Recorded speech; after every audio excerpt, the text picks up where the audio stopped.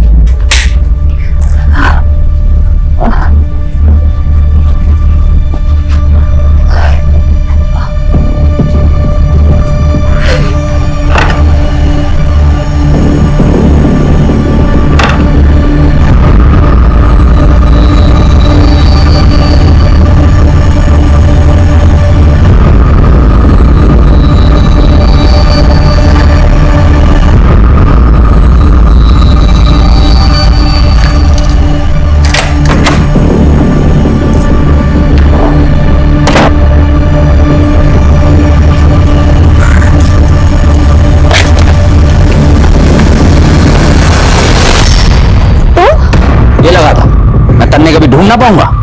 देखो मैं जानती हूँ तुम्हें पैसे चाहिए, मुझे थोड़ा और वक्त दे दो प्लीज। वक्त मांगने के बाद फिर से भाग गई तो मैं कुछ ना जानूं। मन्ने मेरे पैसे अभी चाहिए।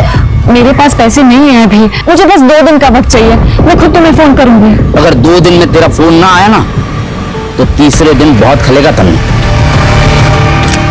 चलता हूं।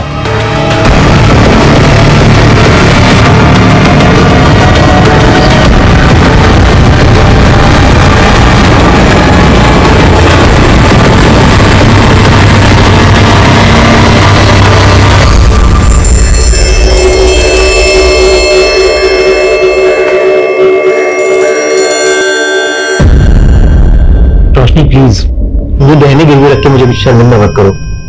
दोस्त हो तुम मेरी। अगर तुम्हें 7 लाख रुपए की जरूरत है वो मैं तुम्हें वैसे भी दे सकता हूँ ना। नहीं विश्वा प्लीज, अगर मैं तुम्हें पैसे नहीं लौटा पाई सही टाइम पे तो रिश्ते खराब हो सकते हैं। प्लीज तुम ये गहने सिक्योरिटी समझ के रख लो। तुम कह रही हो तो मैं रख लेता हूँ, लेकिन ये तुम्हारी अमानत है। अब देखो, पैसे लौटाने के लिए ज्यादा प्रेशर मत लेना। जब हो आराम से दे देना। बोलो। थैंक यू विश्वा, तुम आज भी बिल्कुल नहीं बदले, पहले जैसे ही हो, बहुत ही हेल्पफुल। बदले तो तुम भी नहीं। शादी कर ली तुमने? मेरी छोड़ो, तुम्हारी मैरिड लाइफ कैसी चल रही है? Are you happy? Roshni, I suggest you something. तुम्हें अब लाइफ में आगे बढ़ जाना चाहिए।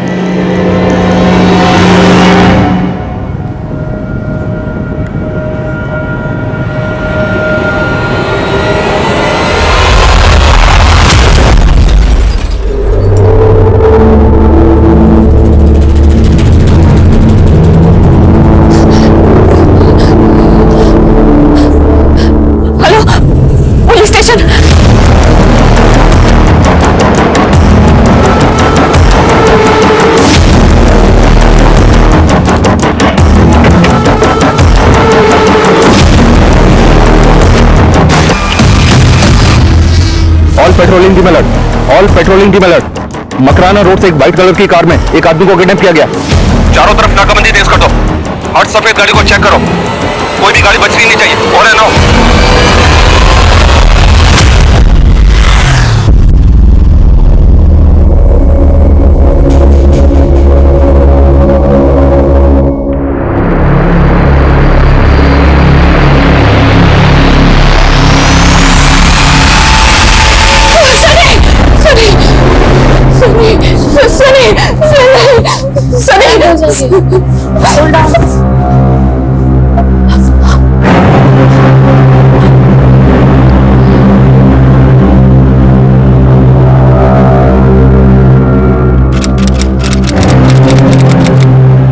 रोशनी जी, किडनैपर्स का तो अभी तक हमें कोई क्लू नहीं मिला है, लेकिन कल अपने हस्बैंड के बारे में आप हमें कुछ भी नहीं बता पाई थी। उनका नाम क्या है? सनी। वैसे उनका नाम सुरेंद्र वशिष्ठ है, पर मैं उन्हें सनी बुलाती हूँ। उनका कोई फोटो है आपके पास? जी हाँ, मेरे फोन में है।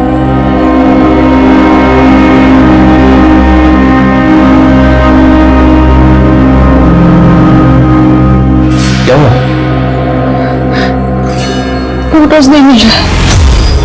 ठीक है, आप उनका मोबाइल नंबर दीजिए। उन्हें मोबाइल रखना पसंद नहीं, कहते हैं मोबाइल ने हमारी जिंदगी अशांत कर दी है। बहुत सरल स्वभाव के हैं सर मेरे हस्बैंड, और किसी ने मुझे। करते क्या है आपके हस्बैंड? सिग्मा इंटरनेशनल कंपनी में काम करते हैं सर, अक्सर बाहर ही रहते हैं, यूएसए में। कल ही मैं गई थी एयरपोर्ट उन्हें रिसीव करने, और फिर उसके बाद किसी ने उन्हें किडनैप कर लिया। देखिए रोशनी जी, बिना सुरेंद्र की फोटो के हमारे लिए उसे ढूंढना बहुत मुश्किल होगा। अच्छा, आपके घर पे उनका कोई फोटो तो होगा ना?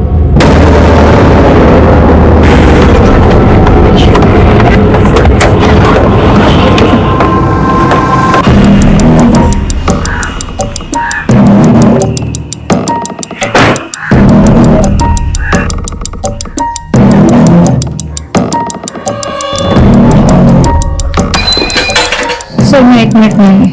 ठीक है।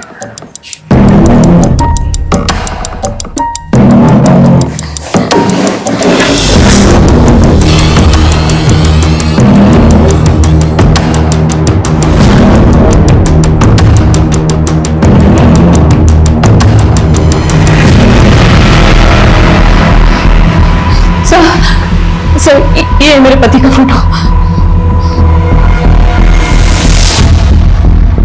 और कोई फोटो नहीं है आपके पास? सर बहुत सारी फोटो थी पर अभी मिल नहीं रही है सर। सर यही फोटो है सर, प्लीज मेरे पति को ढूंढिए सर। हम पूरी कोशिश कर रहे हैं। आपको किसी पे कोई शक है? मेरे पापा सर, मेरे पापा मेरे हस्बैंड को बिल्कुल पसंद नहीं करते थे। बस बहुत होगी तेरी बकवास, अब मैं तेरी एक नहीं सुनने वाला। तेरी शादी उसी लड़के से होगी जिसे मैंने पसंद किया है। पापा मैं सनी से प्यार करती हूँ, अगर आप लोग नहीं माने ना तो मैं सनी के साथ भाग जाऊंगी। फिर मैं अपने घर से भाग गई और मैंने सनी से शादी कर ली। लेकिन आपके हस्बैंड का तो किडनैप हुआ है ना, और आपके 7 लाख रुपए भी लूटे गए। क्या आपको वाकई में ऐसा लगता है कि आपके फादर ऐसा कर सकते हैं? आपको अंदाजा नहीं है मेरे फैमिली वाले क्या क्या कर सकते हैं। आपके पति सुरेंद्र की फैमिली वो कहाँ रहती है? सर सनी अनाथ है, वो बचपन से ही अनाथ आश्रम में पले बड़े हैं। उनका मेरे अलावा और कोई नहीं है सर, प्लीज उन्हें ढूंढिए सर, प्लीज।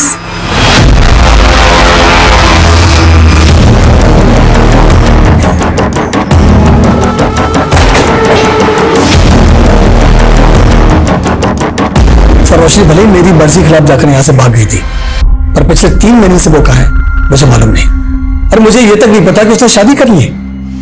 उसने सुरेंद्र से शादी की, जिसको आप पसंद नहीं करते थे। इस नाम के लड़के को मैं जानता तक नहीं। सर पहले मुझे भी ये लगा था कि वो किसी लड़के के साथ भाग गई है, लेकिन बाद में पता चला कि वो यहाँ से पैसे लेकर भाग गई है। वो पैसे लेकर भाग गई? सर रोशनी एक इंश्योरेंस एजेंट है, उसने अपने 30-35 क्लाइंट का एक डीसी का ग्रुप बनाया था। रोशनी के ग्रुप में तकरीबन हर मेंबर 25,000 रुपए जमा करता था। मेरे ख्याल से 9.5-10 लाख रुपए इकट्ठे हुए थे। वो सारे पैसे लेकर रोशनी भाग गई। कहाँ भगाया अपनी बेटी को? हम लोग का 10 लाख रुपए लेकर भागी है। मुझे नहीं पता कि मेरी बेटी कहाँ है। अरे साफ साफ झूठ बोल रहा है ये। हाँ? जरूर इसी ने अपनी बेटी को छुपाया है। सर उसकी वजह से हम किसी को मुंह दिखाने लायक नहीं रहे और हम पर आरोप लगा दिए। और उसकी शादी हो गई ये तक नहीं पता मुझे। उसके हस्बैंड की शक्ल तक नहीं देखी मैंने आज तक सर।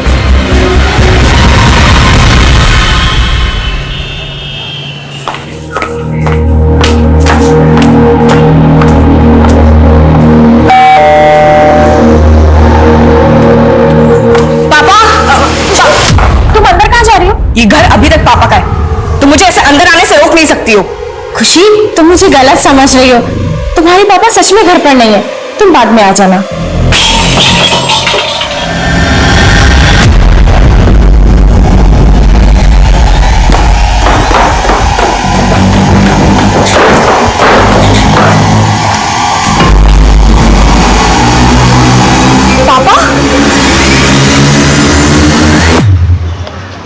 सर रोशनी ने जो अपने पति की कंपनी के बारे में बताया था, जिग्मा इंटरनेशनल। सर मैंने चेक किया, इस नाम की कोई कंपनी है ही नहीं, और सिर्फ उसने जो एड्रेस दिया था वो भी गलत है। रोशनी के फादर ने हमें बताया था कि रोशनी कई लोगों का पैसा लेकर भाग गया, और अब रोशनी ने अपने पति के बारे में हमें रॉन्ग इन्फॉर्मेशन दी। सर मुझे तो ये भी डाउट हो रहा है कि इसका हस्बैंड है भी या नहीं। मतलब सर रोशनी यहाँ पे 3 महीने पहले रहने आई, लेकिन उसके आस पड़ोस में किसी ने भी कभी भी उसे अपने पति के साथ नहीं देखा है। सर वैसे दिखने में तो रोशनी नॉर्मल लगती थी, लेकिन पिछले महीने जब मुझसे रेंट लेने गई तो वो खुद से बड़बड़ा रही थी। पता है सिंह, आज ना मैंने तुम्हारे लिए तुम्हारा फेवरेट बटर पनीर बनाया है और उसके बाद ना हम कहीं घूमने चलेंगे। हाँ, अरे निर्मला दीदी आप? हाँ रोशनी, मैं तो रेंट लेने आई थी पर तुम किसी से बात कर रही थी। अच्छा, ये तो मेरे हस्बैंड ने मुझे दिया है, तो जब भी उनकी याद आती है तो इससे बात कर लेती हूँ। अच्छा, पर हस्बैंड कहाँ है तुम्हारे? लास्ट वीक आने वाले थे ना? उनका एक्सीडेंट हो गया लास्ट वीक, अभी यूएसए में ही है। सर मुझे लगता है कि वो अपने पति को काफी समय पहले खो चुकी है और उसे हेलुसिनेट करती है। नाराज मत हो बेटा। कैसे नाराज ना हूँ पापा? आज मम्मी की बरसी थी, आप पूजा में तो आए नहीं और ऊपर से उस दमयंती के साथ। तो बेटा मैं बहुत शर्मिंदा हूँ, पर अगर आप सच में शर्मिंदा है ना पापा, तो अभी के अभी उस दमयंती को छोड़ दीजिए और तब तक मुझसे बात मत करिएगा। सर मैं किसी का पैसा लेके नहीं भागी थी, बल्कि शादी करने के लिए मुझे मेरे ही घर से भागना पड़ा था और नई लाइफ शुरू करने के पीछे कुछ पैसे खर्च भी हो गए सर, इसीलिए 7 लाख रुपए उधार लिया था, जो कि उस रात किडनैपर्स ने लूट लिया। लेकिन किडनैपिंग हुई थी, इसका तो अभी तक कोई प्रूफ नहीं मिला, और आपके हस्बैंड हैं, इसका भी कोई प्रूफ नहीं है। ये क्या कह रहे हैं सर आप? जी हाँ, हमने ये भी चेक किया है कि सुरेंद्र नाम के किसी भी आदमी ने उस दिन जयपुर एयरपोर्ट पे लैंड नहीं किया। अपने हस्बैंड के ऑफिस का जो एड्रेस आपने हमें दिया था वो भी गलत था। रोशनी जी, इंक्वायरी में जो सामने आया मैंने आपको बता दिया। मुझे नहीं पता है कि आप ये सब क्यों कर रहे हैं, पर हमें ये सुनने को मिला है कि आपकी दिमागी हालत ठीक नहीं। वहां मेरे पति मुसीबत में है, हमारे 7 लाख रुपए लूट गए और आप केस सॉल्व करने की बजाय केस से पल्ला झाड़ रहे हैं। अगर आप वाकई में सच बोल रहे हैं तो बताइए हमें, उस दिन वो 7 लाख रुपए आपने किससे लिए थे? क्या बात कर रहे हैं सर, इतने बजट में तो मैं 50 और कैब्स डाल दूं, थोड़े सस्ते में निपटाइए ना। अबे तो अपना काम कर रहा है।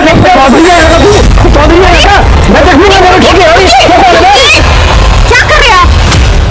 मच्छी बचाने के लिए कस्टमर्स देखेंगे तो क्या रेपुटेशन बढ़ेगा।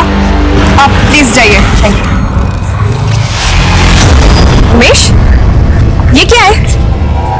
कहाँ गाड़ी ठोक के आया तू? मैडम वो थोड़ा सा टच हो गया था। खून? क्या झोल किया तूने? मैडम खून नहीं है, चटनी है। मैं वो समोसा खा रहा था ना, मैं भी साफ कर देता हूँ।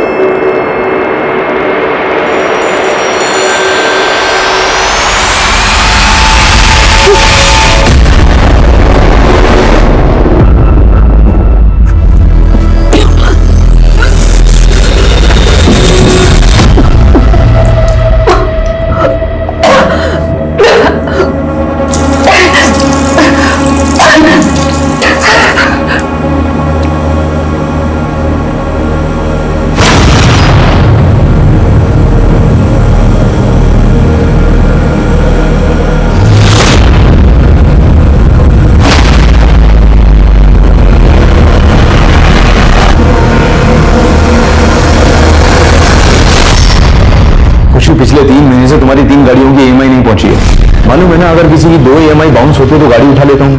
वो तो तुम हो इसलिए बताने आया हूँ, ये सब बिल्कुल भी नहीं चलेगा। ये क्या कह रहे हो रौनक? मेरी कोई भी EMI बाउंस हुई ही नहीं है। मैसेज चेक नहीं करती हो? पर मेरे पास ऐसा कोई SMS आया ही नहीं है और मेरे अकाउंट में इतना बैलेंस है कि EMI बाउंस हो ही नहीं सकता। देखो, अगर बिजनेस नहीं संभाला जा रहा है ना तो बंद कर दो। और वैसे भी औरतों को ना ये मर्दों के काम सूट नहीं करते, तो मेरे दिल में हमेशा से ही औरतों के लिए एक सॉफ्ट कॉर्नर रहा है, इसलिए कह रहा हूँ कि सेटलमेंट कर लो, संभाल लूंगा। हाँ सर, रोशनी उस दिन मुझसे 7 लाख रुपए उधार लेकर गई थी, लेकिन इसके बदले में जो गहने उसने मेरे पास रखवाए थे सर, मैंने चेक किया वो गहने नकली हैं। नकली गहने? इसका मतलब उसने तुमको भी चीट किया? सर मुझे भी भरोसा नहीं हो रहा है, लेकिन यही सच है। रोशनी को तुम कब से जानते हो? सर कॉलेज टाइम से। तब तो तुम ये भी जानते होगे कि उसने शादी किससे की? शादी? नहीं सर, जहां तक मुझे पता रोशनी ने शादी नहीं की थी। इनफैक्ट वो तो क्या? रुक क्यों गए? बोलो। सर बात दरअसल ये है कि रोशनी शुरू से ना थोड़ी सी सनकी है, वो मुझसे एक तरफा प्यार करती थी। तुम मुझे मना कर रहे हो? विश्वा, अगर तुमने मुझसे शादी नहीं की ना तो मैं अपनी जान दे दूंगी, बता रही हूँ, और इसके जिम्मेदार तुम होगे। रोशनी प्लीज, सब लोग देख रहे हैं, समझने की कोशिश करो। हम दोनों एक दूसरे के लिए नहीं बने हैं। रोशनी, मैं तुम्हें अच्छा दोस्त समझता हूँ और हमेशा रहूंगा। सर, मैं बड़ी मुश्किल से उसे मना कर पाया था, लेकिन इतने सालों बाद वो मुझसे 7 लाख रुपए उधार मांगने आई थी। सर, मैंने देने में 1 मिनट भी नहीं सोचा, लेकिन मुझे ये बात बिल्कुल समझ में नहीं आ रही है सर कि उसने मुझे नकली गहने क्यों दिए।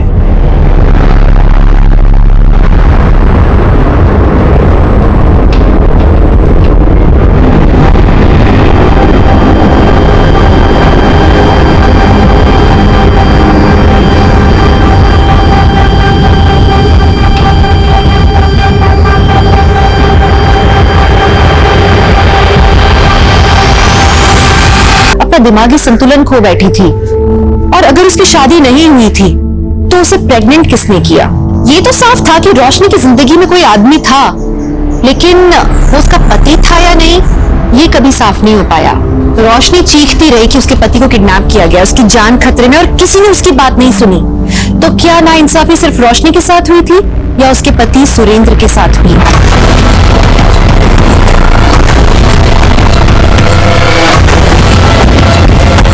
चलिए हटिए, पीछे हटिए, पीछे हो जाइए, चलो पीछे हो जाओ, पीछे हो जाओ, चलिए पीछे हटिए, पीछे हटिए।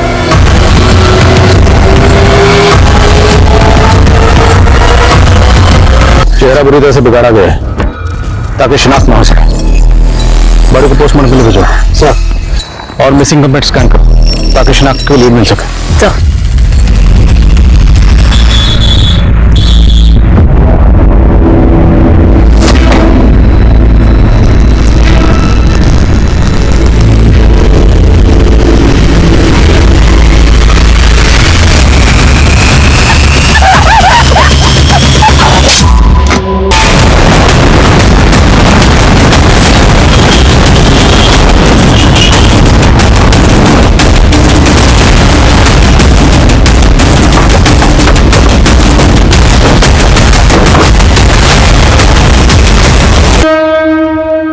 सर, सुबह एक पासेबार ने इस लड़की की लाश देखी।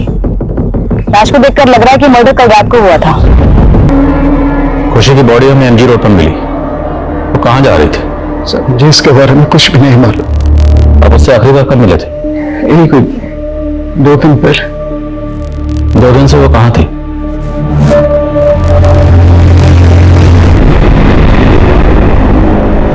सर, वो अपने घर पर थी। अपने घर मतलब? तो यहाँ आपके साथ नहीं रहती थी? सर, दरअसल खुशी का कैब सर्विस का बिजनेस था और उसका ऑफिस जो सिद्धार्थनगर में थी। अब यहाँ से सिद्धार्थनगर जाने में उसको देरी होती थी, तो इसलिए वो वहां अकेले रहने लग गई। खुशी का किसी से कोई झगड़ा या कोई दुश्मनी? कभी बातों बातों में किसी का जिक्र किया उसने आपसे? नहीं सर, मेरी तो समझ में ये नहीं आ रहा कि अचानक से कैसे खुशी को।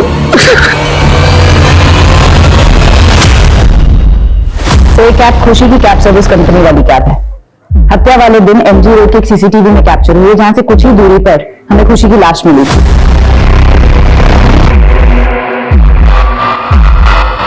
हाँ सर, ये कैब हमारी खुशी मैडम की कंपनी की ही है। वो तो हमें पता है, इसलिए तो यहाँ पूछताछ के लिए आए हैं। लेकिन इस कैब को चला रहा है वो कौन? सर, ये तो हमारा ड्राइवर उमेश चलाता है। कहाँ वो? बुलवाइए। सर, वो तो कल से आया ही नहीं, और सुबह से उसका फोन भी ऑफ आ रहा है सर। इस उमेश का आपकी खुशी मैडम से कोई झगड़ा था? सर, ऐसा तो कोई झगड़ा नहीं था, लेकिन कुछ दिन पहले खुशी मैडम को उसके ऊपर शक हुआ था। ये क्या है? कहाँ गाड़ी ठोक के आया तू? मैडम, वो थोड़ा सा टच हो गया था।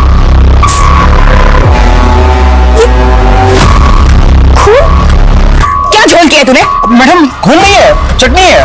मैं वो समोसा खा रहा था ना, मैं भी साफ करता हूँ। 1 मिनट में। ये उमेश हमें कहीं घुमा तो नहीं रहा है?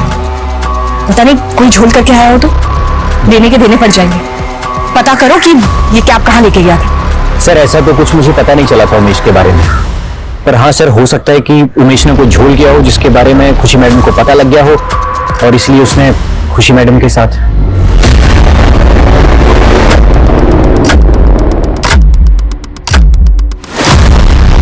सर, ये उमेश गोंडा का रहने वाला है। मैंने गोंडा पुलिस को इन्फॉर्म कर दिया है। और खुशी को शक था कि इस उमेश ने कैब में कोई क्राइम किया होगा। पता लगाओ, क्या ये किसी तरह की क्रिमिनल एक्टिविटीज में इन्वॉल्व है? उस कैब का पता लगाओ, हो सकता है उमेश ने उस कैब को कहीं डंप किया हो।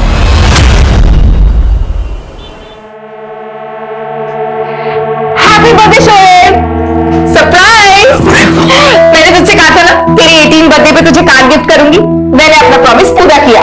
वाह अम्मी, अब बहुत स्वीट हो।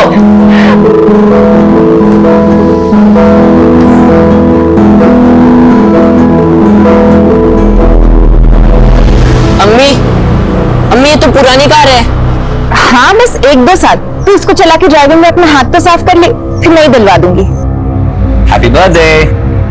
अब्बू देखिए ना, बर्थडे के दिन भी अम्मी ने मुझे पुरानी कार दी। सोहेल, कार तो आखिर कार होती है। अब आप हमें ही देखिए, हम आपके लिए सिर्फ ये छोटा सा तोहफा लेकर आए। लीजिए, आपकी अम्मी के तोहफे के आगे तो ये कुछ ही नहीं। वाह अब्बू, आपने जो भी दिया कम से कम नया तो दिया। आपका गिफ्ट अम्मी से भी बेहतर है। थैंक यू अब्बू। सर मैंने खुशी की कॉल डिटेल्स चेक की, उसमें एक रौनक नाम के आदमी का नंबर मिला है।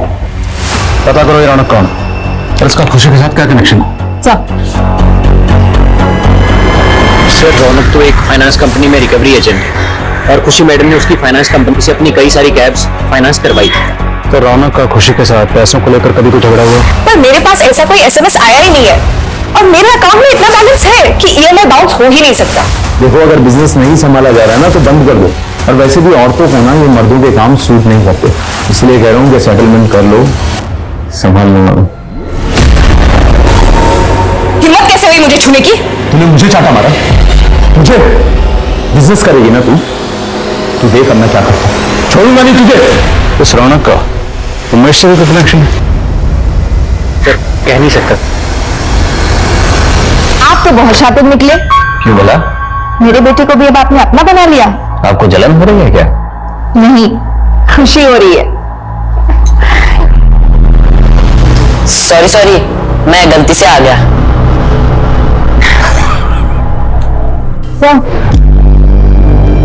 सर ये बात बिल्कुल सही है कि खुशी की कंपनी के करंट अकाउंट से 3 कैब्स के लोन की ईएमआई पिछले 3 महीने से बाउंस हो रही थी। लेकिन हैरानी वाली बात ये भी है कि पिछले 3 महीने से खुशी के अकाउंट में जब भी पैसा आ रहा था वो अगले ही दिन निकाल दिया जा रहा था। निकाल कौन रहा था? सर सिर्फ सेल्फ वेल चेक से पैसे निकल रहे थे। एक और बात सर, खुशी के करंट अकाउंट से जो नंबर लिंक था उसे बदल कर कोई फेक आईडी का नंबर लिंक किया गया था 3 महीने पहले। फेक आईडी का नंबर? ऐसा कौन करेगा? तो खुशी की कंपनी में को पार्टनर उसके फादर हैं। उसके अकाउंट का एक्सेस सिर्फ उनके अलावा और किसी के पास नहीं है। हाँ सर, खुशी ने मुझे इस नंबर के बारे में बताया था, लेकिन मुझे ये नहीं मालूम था कि ये नंबर फेक आईडी का है। मेरे अलावा बिजनेस के करंट अकाउंट में सिर्फ आपका मोबाइल नंबर लिंक हो सकता है। हाँ तो मैंने ऐसा कुछ भी नहीं किया है। तो शायद आपकी दमयंती ने किया हो। बस। तो ये आपने हमें पहले क्यों बताया? क्योंकि सर मुझे लगा वो मेरे और दमयंती के बीच में गलतफहमी पैदा करने के लिए ये सब कर रही है। ये दमयंती खुशी की सतोली माँ थी, इसलिए उस पर शक था। हाँ सर। तू टेंशन मत ले, वो कैब का बिजनेस ले दे के लोकेश के हाथ में आने वाला है। दीदी उन्हें तो बिजनेस करना ही नहीं है। भाई तो वो बिजनेस तो हम दोनों को संभालना है, लेकिन तू ज्यादा जल्दबाजी मत कर। तुझे पता है ना, पुलिस सबसे पहले शक करीबी रिश्तेदारों पर ही करती है।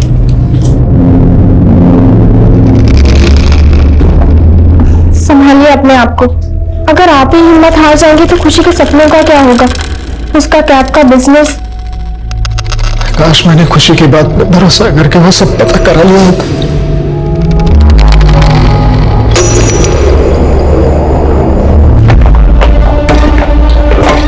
अच्छा चेक करो।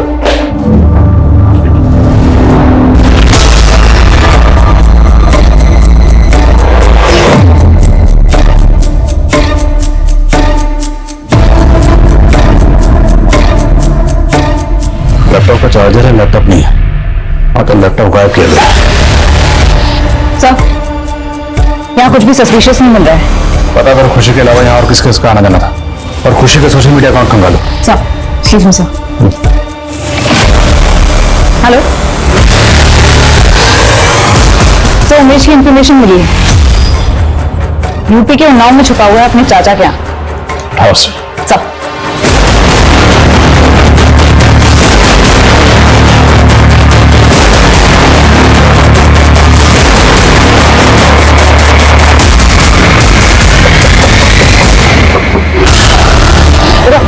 मैडम पकड़ो इसे, देखो ना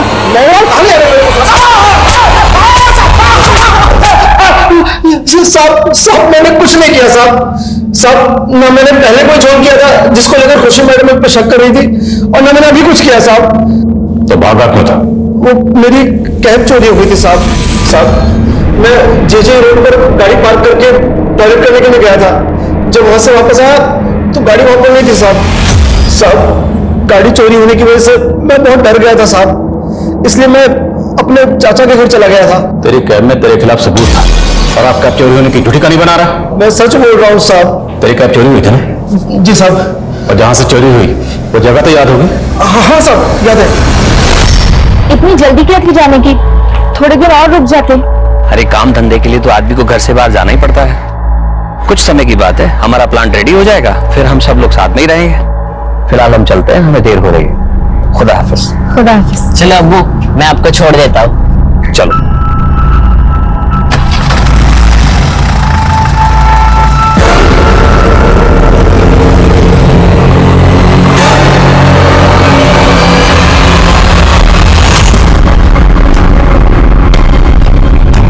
मैडम मैंने यही खड़ी की थी कैब, यहीं से चोरी हुई थी। मैं उधर की साइड टॉयलेट करने गया था और जब वापस आया तो कैब वहां नहीं थी। आसपास कोई सीसीटीवी नहीं है इसलिए घुमा रहा है ना मैं। नहीं मैडम मैं सच बोल रहा हूँ।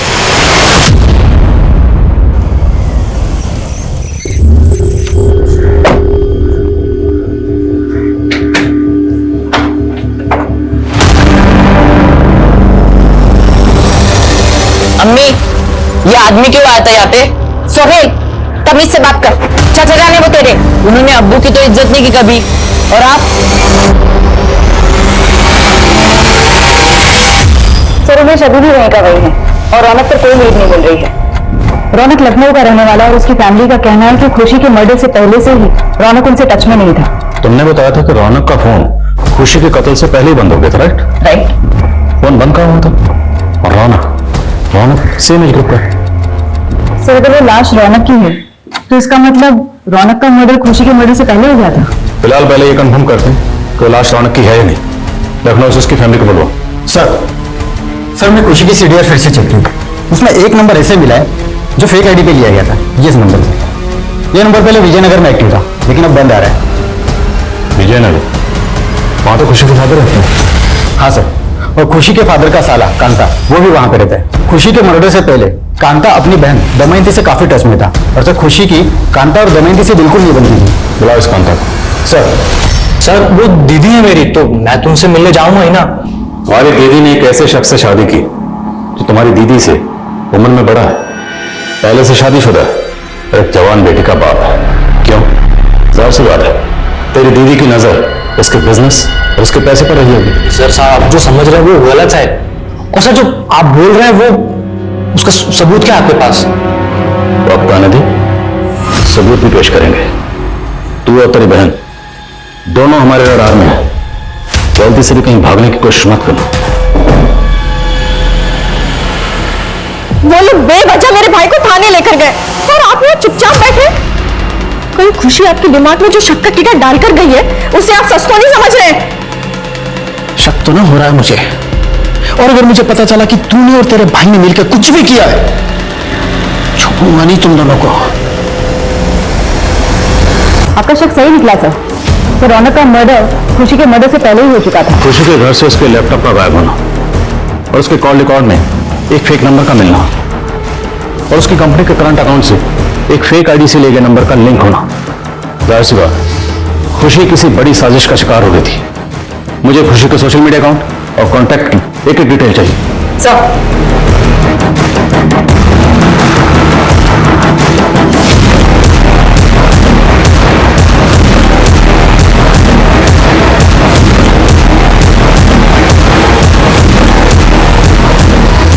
अम्मी, कल सुबह से अब्बू का फोन नहीं लग रहा है। आप इतनी इत्मीनान से कैसे बैठ सकती है? तेरे अब्बू को बच्चे नहीं किसी काम में फंस गए होंगे, तो इतनी फिक्र मत कर। सही खुशी के कांटेक्ट में मौजूद सभी सस्पिशियस लोगों की फोटोज हैं। इनमें से ज्यादातर लोगों से हमारी बात हो चुकी है।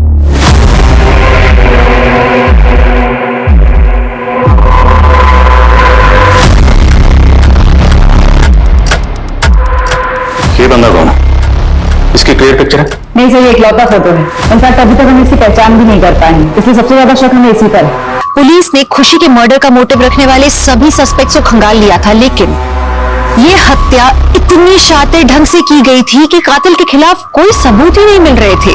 देखते ही देखते खुशी मर्डर केस के 6 महीने बीत गए। ठंडे बस्ते में चला गया ये केस। अखबारों में भी इसका कोई जिक्र नहीं था और पुलिस के लिए ये केस अनसॉल्व्ड केसेस की फहरिस्त में शामिल हो गया।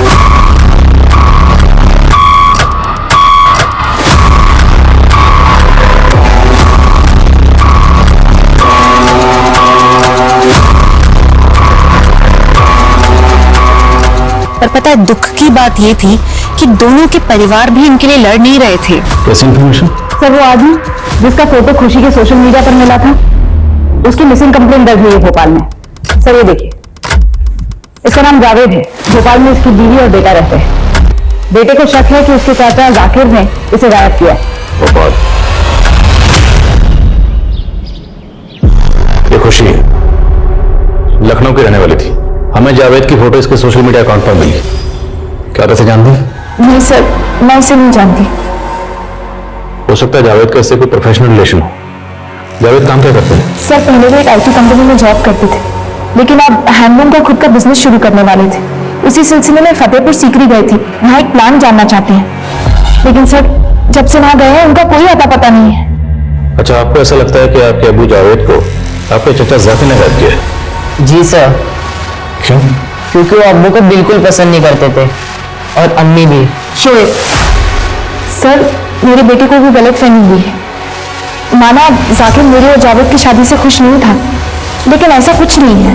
जाकिर अगर आपकी और जावेद की शादी से खुश नहीं भी था तो आपकी शादी को तो एक अरसा हो गया, तो इतने अरसे बाद जाकिर अपने बड़े भाई जावेद को गायब क्यों करेगा? नहीं सर, जावेद जाकिर के भाई नहीं है। जावेद से तो मेरी अभी 3 महीने पहले ही शादी हुई थी। जाकिर के बड़े भाई मेरे पहले शौहर थे, उनका इंतकाल हो गया था। जावेद से मैंने दूसरी शादी की थी।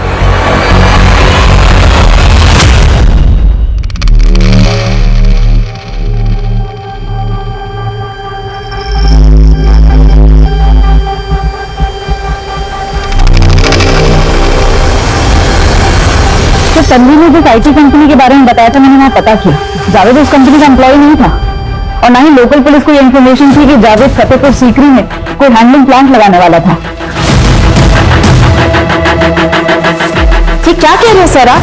जावेद 1 करोड़ रुपए इन्वेस्ट करने वाले थे उस प्लांट में। और ये सारी इन्वेस्टमेंट तो खुद ही करने वाला था या उसने कुछ पैसे आपसे भी लिए थे? मैंने उन्हें 15 लाख दिए थे।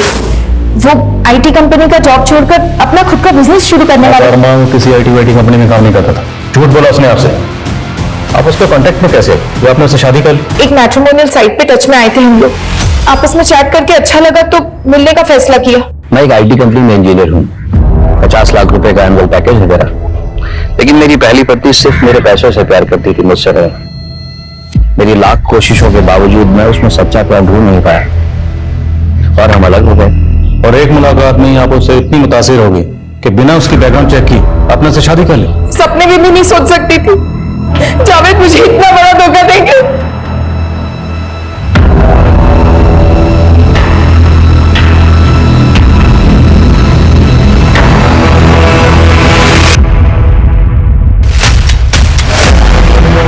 ये सॉफ्टवेयर आपको जावेद ने गिफ्ट किया था।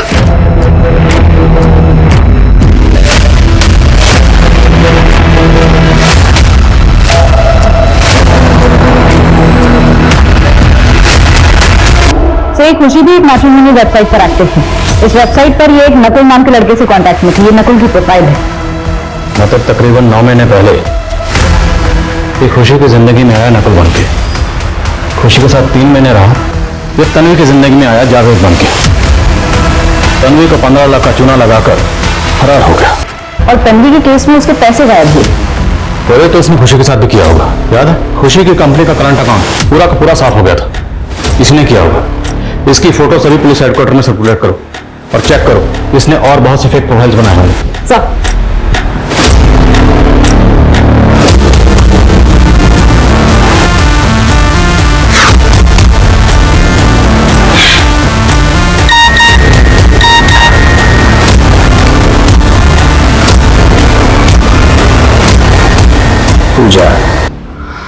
मेरे बिना तुझे कोई और नाम लेगा दूजा।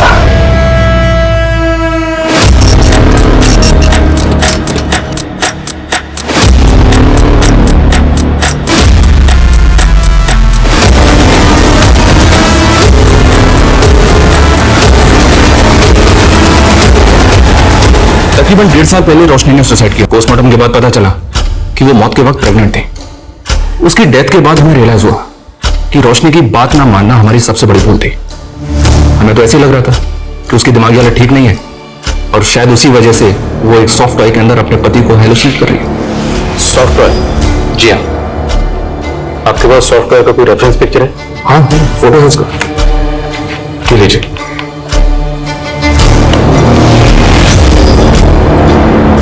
हमें यह भी पता चला कि रोशनी सुसाइड से पहले हरियाणा के रेवाड़ी इलाके में गई थी। इंक्वायरी की तो पता चला कि वो अपने पति की तलाश में वहां एक घर में गई थी। सुरेंद्र कहाँ है? सुरेंद्र? मैं किसी सुरेंद्र को नहीं जानता। फिर हमें पता चला कि एक आदमी ने रोशनी को गलत इन्फॉर्मेशन दी थी कि वहां उसके पति के दूर के रिश्तेदार रहते हैं। हमने वहां भी इंक्वायरी की पर कुछ मिला नहीं। तो मैंने पता किया, ये सॉफ्टवेयर टर्टल ब्रांड का एक्सक्लूसिव प्रोडक्ट है जो सिर्फ इनके ऑनलाइन पोर्टल पर परचेज के लिए अवेलेबल है। इनके करोड़ों कस्टमर्स ऐसे, इस जरिए से तो उस आदमी तक पहुंचना नामुमकिन लग रहा है। ये भले ही कोई शातिर खिलाड़ी है जो अलग अलग लड़कियों को अपना शिकार बनाता है। आई एम श्योर ये इस वक्त भी किसी न किसी लड़की को अपना शिकार बना रहा होगा, पर हमें इसके लिए कुछ ऐसा जाल बिछाना कि शिकारी खुद अपने जाल में फंसे। This is for you. Thank you. Pooja, will you marry me? Yes.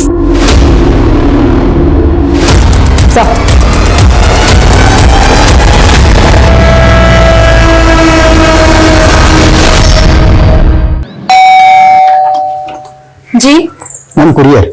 Mister Rahul ji sir, ये आपका गिफ्ट है जो आपने आपके वाइफ के लिए ऑर्डर किया था। देखिए, ये तो मैंने बहुत पहले ऑर्डर किया था और हमें मिल भी चुका है। आपकी इस वाइफ के लिए नहीं, अगली वाइफ के लिए, मतलब आपके अगले शिकार के लिए।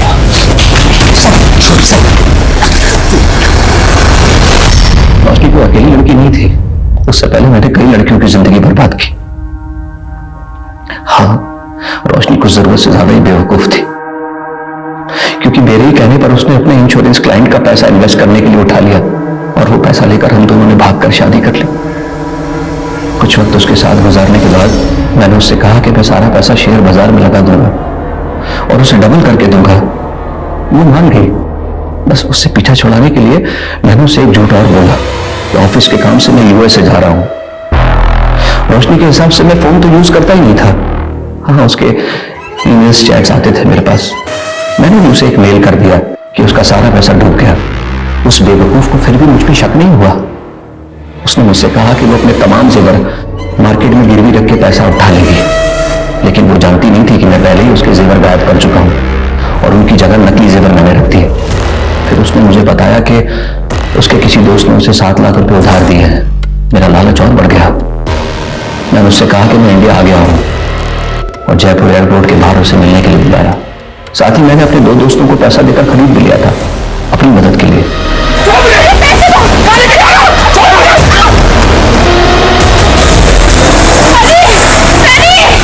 तुमने रोशनी को जिंदा छोड़ दिया, लेकिन खुशी को क्यों मारा?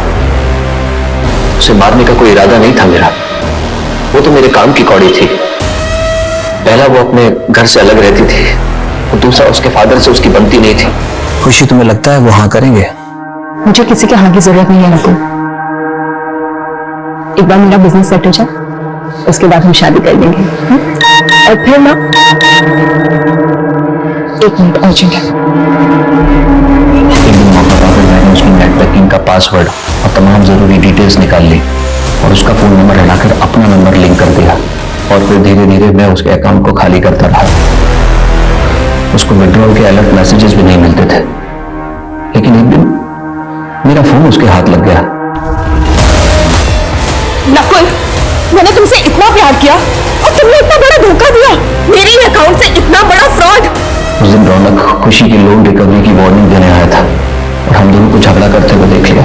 मैं उसी समय समझ गया था कि खुशी अगर ज्यादा दिन तक जिंदा रही तो मेरी पोल खुल जाएगी। मैंने उसको कन्विंस किया कि मैं उसका सारा पैसा उसे लौटा दूंगा, लेकिन अब मेरा रास्ते का कांटा रौनक था, इसलिए मैंने पहले उसे मार दिया।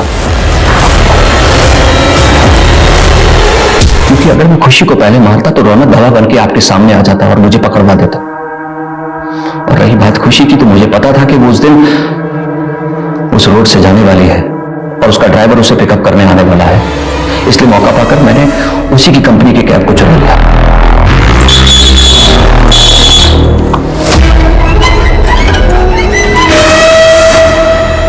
सर, मेरी एक गर्लफ्रेंड थी सिमरन, बहुत प्यार करता था मैं उससे, और एक दिन मैंने उसे शादी का प्रपोजल दिया तो मेरा मजाक उड़ाया उसे और मेरे हाथ में एक डॉल थमा दी और कहा कि मैं उससे शादी कर लूं।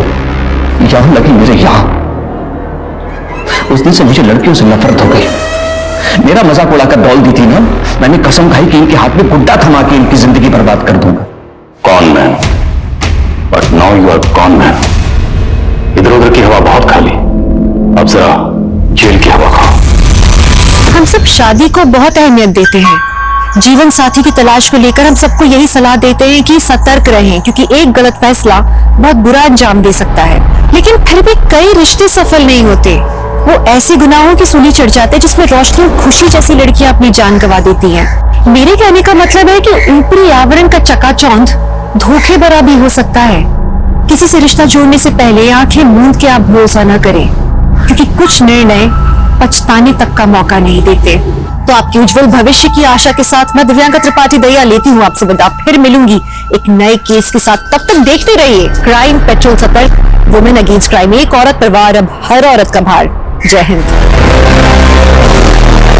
नमस्कार, मैं दिव्यांका त्रिपाठी दहिया क्राइम पेट्रोल सतर्क वुमेन अगेंस्ट क्राइम की इस श्रृंखला में आपका स्वागत करती हूँ।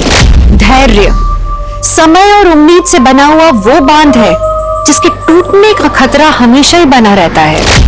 लेकिन जिंदगी में कभी कभी ऐसे मौके आते हैं जब हमारे पास धैर्य के अलावा और कुछ नहीं होता।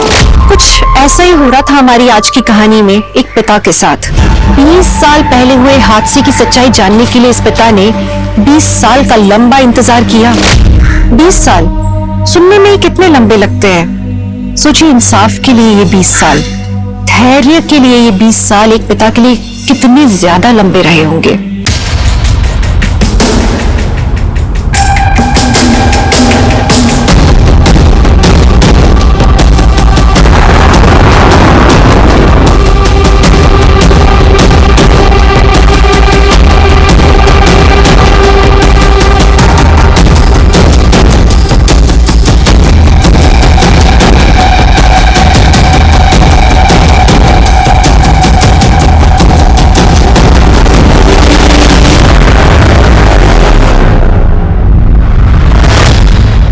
इस केस को 20 साल हो गए हैं जेनिफर, इस बार कहां से शुरू करना है? योर ऑनर, फाइल नंबर 1 से। इस केस को उसके अंत तक पहुंचाने के लिए हमें शुरू से शुरू करना पड़ेगा। कौन थी निधि रस्तोगी? 21 साल उम्र की, lady college of art and commerce में पढ़ने वाली, फाइनल ईयर स्टूडेंट या कोई और? योर ऑनर, ये उसकी पर्सनल डायरी है। I would like to read. Sure. Entry date 26 November 1994। आज का मेरा टारगेट कंप्लीट हो गया। मुझे अपने फ्यूचर के लिए और ज्यादा मेहनत करनी होगी। 27 नवंबर 1994।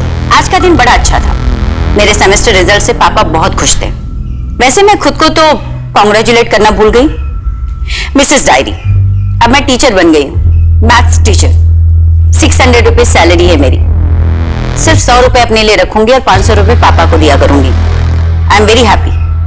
निधि, ऐसी बहुत सारी पॉजिटिव एंट्रीज हैं, अच्छे थॉट्स।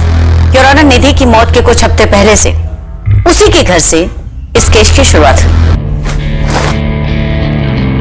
निधि, अभी ये सब करने की क्या जरूरत है? बाद में करो ना।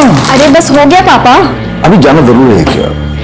न्यू ईयर मना के जाओ ना। अरे पापा, बस एक बार ग्रेजुएशन कंप्लीट हो जाए और सीए का एग्जाम दे दूं, फिर न्यू ईयर क्या, होली दिवाली सब साथ में मनाएंगे। अब निशी क्यों चिल्ला रही है? ये सब छोड़ो। पहले बार चलो। अरे आओ तो सही, तुम चलो तो सही। ये देखो दीदी, ये कितना प्यारा है। कौन है निशी?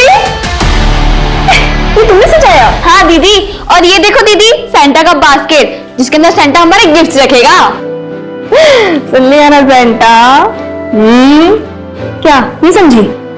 मुझसे भी हाइट में लंबी हो गई है और तुझे अभी तक नहीं पता चला कि सेंटा कोई और नहीं पापा है? याद कर, हम हर बार रात के 12 बजे बाहर जाते थे सेंटा को देखने, तो पापा कुछ ना कुछ भूल जाते थे, जैसे मेरा पर्स खो गया, मेरी वॉच रह गई। पापा, मैं क्या सोच रही हूँ, इस बार ना हम गिफ्ट वहां छुपाएंगे। कहाँ?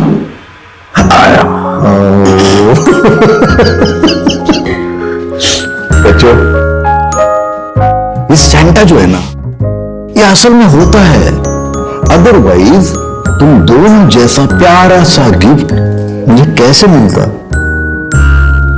Love you. लव यू पापा। ओह माय गॉड, क्या? अरे एक बात तो बोलना भूल गया मैं। Wish you very happy birthday. Thank you पापा। हैप्पी बर्थडे दीदी। Thank you. Happy birthday to you, happy birthday to you.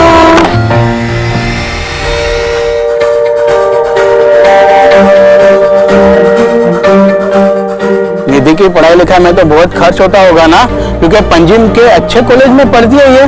मेरा कोई खर्च नहीं होता, उल्टा 600 रुपए हर महीने निधि मुझे भेजती है। 600 रुपए हर महीने? किस बात के? वो क्या, निधि जिस कॉलेज में पढ़ती है ना, उनका स्कूल भी है, तो वहाँ की मैथ्स की जो टीचर है वो 6 महीने के लिए छुट्टी पे गई हुई है। और निधि का मैथ्स तो तुमको पता है, 99 से नीचे कभी लाया नहीं उसने, तो उन स्कूल वालों ने इसे ऑफर दिया ट्यूशन के लिए। अब नेक्स्ट महीने से ये कराटे भी सिखाएगी, मतलब सैलरी होगी 1000 रुपया महीना। अरे वाह, क्या बात है, ये सुन के तो बहुत खुशी हुई निधि। Thank you uncle. वैसे आज अगर भाभी जी जिंदा होती ना, तो वो तो मेरे मुंह में मिठाई ठूस ठूस के मेरा शुगर ही हाई कर देती थी। अरे तुम्हारे शुगर को लो करते, आओ वाइन पीते। हाँ चलो चलो।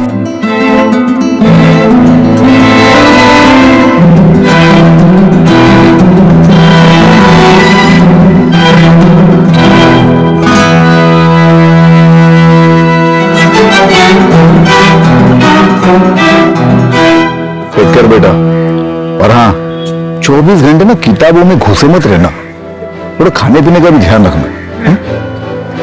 अभी 53 किलो की हो तुम, और 52 भी हो जाओगी ना, उन हॉस्टल वालों की खैर नहीं बता रहा हूँ। 55 की हो जाऊंगी बस। अरे वो इतना भी खाने पीने का ध्यान मत रखना, पढ़ाई पे कॉन्सेंट्रेट करना, पढ़ाई मन लगा के करना। और हाँ, wish you very happy new year in advance. Happy new year in advance पापा। Happy new year. Happy new year. और हाँ, फोन जरूर करना। हर साल अपने क्लास में आने वाली टॉपर, एक माहिर कराटे फाइटर, और उससे भी कहीं ज्यादा हैप्पी गो लकी, एक खुश मिजाज लड़की। योर ऑनर, अगर आज वो जिंदा होती तो उसकी कहानी कुछ और होती। पर अक्सर देखा गया है कि सबसे ज्यादा ब्राइट चमकने वाला हीरा किसी ना किसी की आंख में खटकते रहता है। निधि के साथ भी वैसा ही कुछ। 1 2 3 4। हाँ हाँ हाँ हाँ, और ऊपर हाँ। तो आज हम क्लास 1 पे एंड करते हैं, कल हम शाम को 5 बजे मिलेंगे, 5 PM sharp. Okay? Thank you ma'am. Thank you. Hi Nidhi, काफी अच्छा फीडबैक है तुम्हारा, स्टूडेंट्स भी तुम्हें काफी पसंद करने लगे। एक बार अपनी पढ़ाई पूरी कर लो, उसके बाद मैं तुम्हें as senior math teacher promote करवा दूंगा, सैलरी भी अच्छी होगी, साथ में अपना बीएड भी कर लेना। Thank you very much sir. अरे थैंक यू की कोई बात नहीं, यू डिजर्व इट। अच्छा, तुम्हारे पास मेरा लैंडलाइन नंबर है, कोई भी काम हो कॉल मी एनी टाइम, दिन हो या रात, सोचना मत, just come to my home. Take care. Thank you sir.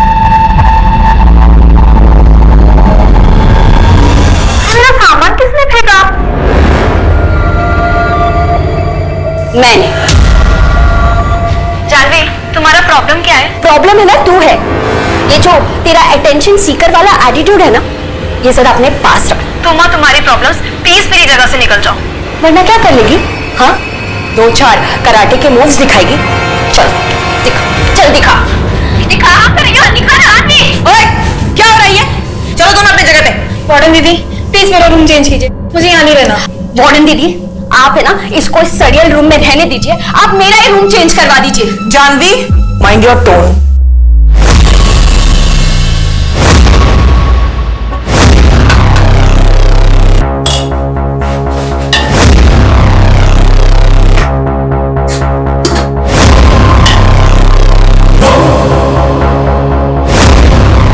Jaya, ये जानवी ना मुझे बहुत इरिटेट कर रही है।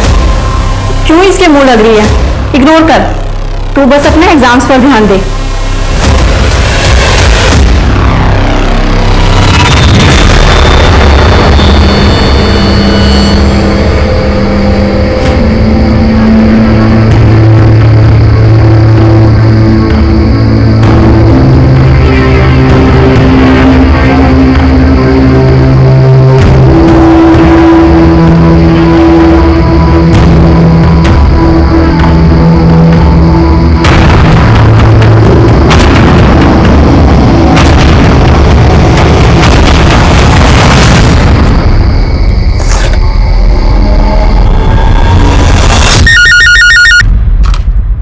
हेलो पापा। हाँ निधि बेटा बोलो, कैसी हो? बस ठीक हूँ पापा। अरे तुझे पता है निशी ने आज क्या किया? अरे रास्ते पर से कुत्ते का बच्चा घर पे लेके आई, फिर उसको लाख समझाया, उसके बाद वापस छोड़ के आई वो। अभी रूठ के बैठी है, बोलती खाना नहीं खाएगी। निधि तू पक्का ठीक तो है ना बेटा? हाँ पापा, मैं ठीक हूँ। मुझे आपसे कुछ बात करनी थी। क्या बात है? कोई प्रॉब्लम है?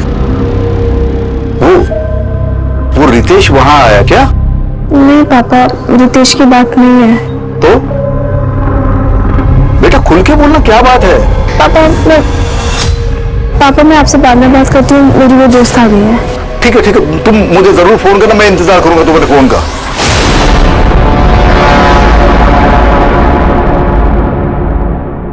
लेकिन निधि का कॉल आया नहीं। अपनी बेटी के साथ हुआ ये फोन कॉल उन दोनों के बीच का आखिरी फोन कॉल था। बेटी के एक फोन कॉल के इंतजार ने उस पिता को लंबे अरसे तक बेचैन रखा था, ये जानने के लिए कि उस रात आखिर क्या हुआ था। लेकिन 20 साल तक चले इस केस की यह भी शुरुआत ही हुई थी।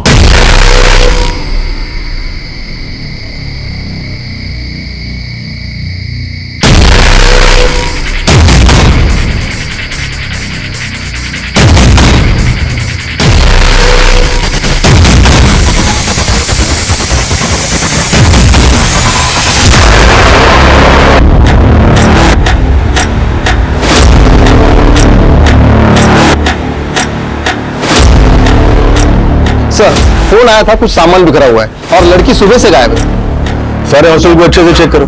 सर सर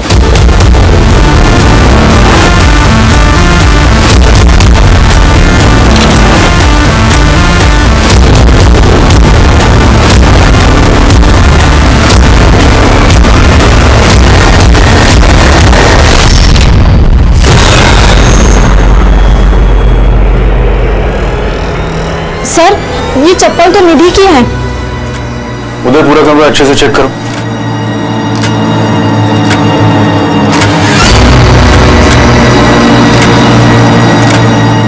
इसमें तो आज की डेट लिखी है, मतलब वो सुबह लापता होने से पहले अपने मैथ्स के सम सॉल्व कर रही थी। सर फ्रिज के पास एक पानी की बोतल मिली है और हॉस्टल के बैक साइड पे एक स्लिप है।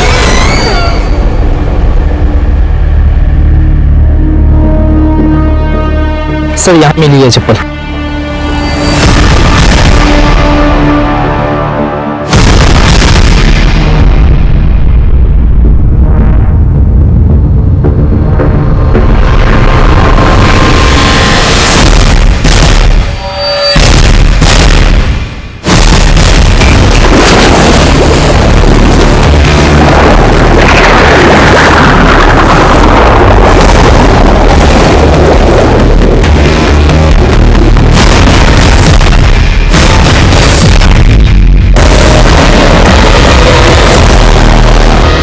पापा मैं आपसे बाद में बात करती हूँ, मेरी वो दोस्त आ गई है। निधि क्या हुआ यार, तू बहुत परेशान लग रही है। नहीं बस सब ठीक है। क्या बात है, तेरी आंखें क्यों भरी हुई है? पता नहीं यार, मुझे मेरी तबीयत कुछ सही नहीं लग रही। सोच रही कुछ दिनों के लिए घर चली जाऊं। Prosecution witness number 4 Jaya D'Souza, Nidhi की रूममेट और उसकी काफी अच्छी दोस्त। एग्जिबिट नंबर 13 पेज 3 पैरा 5 में दिए हुए उसके स्टेटमेंट के हिसाब से निधि अपनी मौत के 2-3 दिन पहले से काफी अपसेट दिख रही थी। योर ऑनर, हॉस्टल के सारे स्टाफ और स्टूडेंट्स के स्टेटमेंट एग्जिबिट नंबर 13 से एग्जिबिट नंबर 22 के बीच में।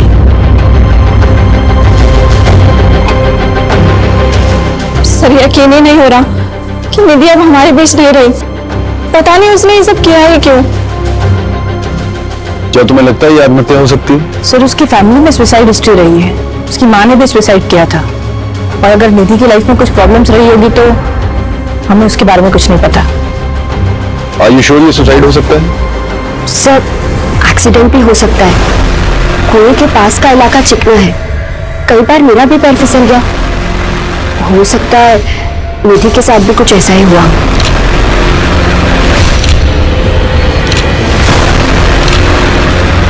तुम ये गले के मार्क्स का पिक्चर लेना।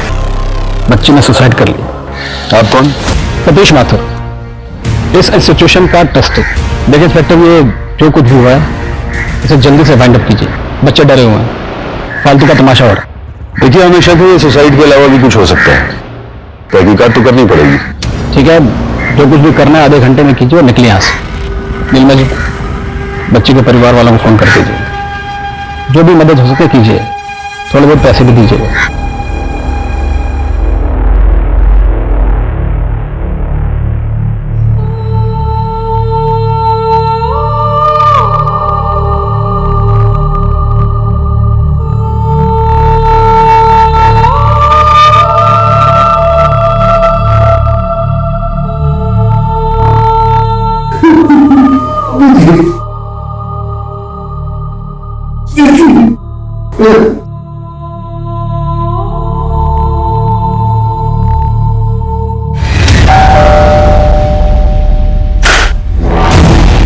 एसपी सर ने बुलाया है। हाँ प्रमोद। जैन सर। जी Jain sir. Yes sir, I'll do that right now sir. Right, thank you sir. हाँ प्रमोद, क्या रिपोर्ट है? सर, आत्महत्या का मामला है। लड़की ने कुएं में कूदकर अपनी जान दी है।